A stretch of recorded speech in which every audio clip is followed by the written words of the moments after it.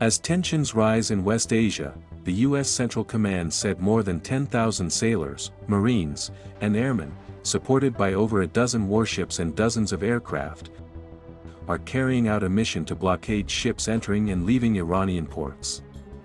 The statement came after the United States began a naval blockade against Iran following the expiry of a deadline set by U.S. President Donald Trump.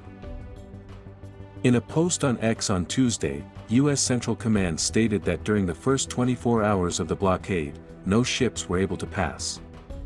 It further noted that the blockade is being enforced against vessels of all nations which are departing or entering Iranian ports and coastal areas.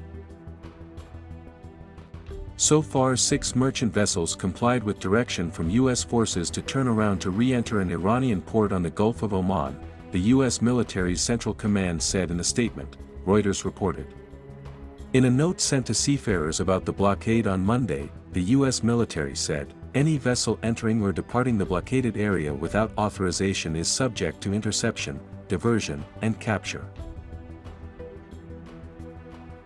The Strait of Hormuz emerged as one of the key bones of contention after the failure of peace talks in Pakistan. However, global efforts are underway to revive the vital energy artery. In light of the developments, France and the United Kingdom are set to host a joint conference aimed at bringing together over 40 countries to ensure freedom of navigation in the Strait of Hormuz. In a post on X, French President Emmanuel Macron confirmed that the video conference will take place in Paris on Friday, later this week, which would see peaceful players come together and contribute towards a multilateral and defensive mission, aimed at restoring the freedom of navigation in the world's critical energy choke point.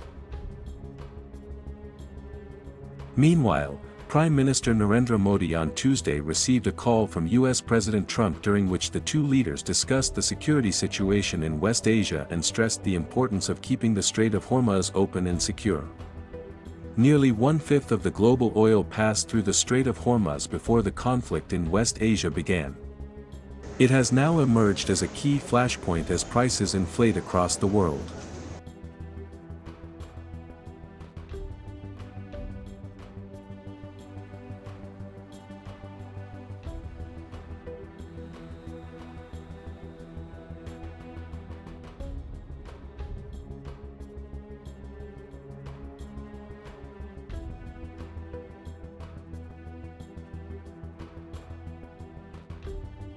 You like this video? Then like, share and subscribe to Mirror Now.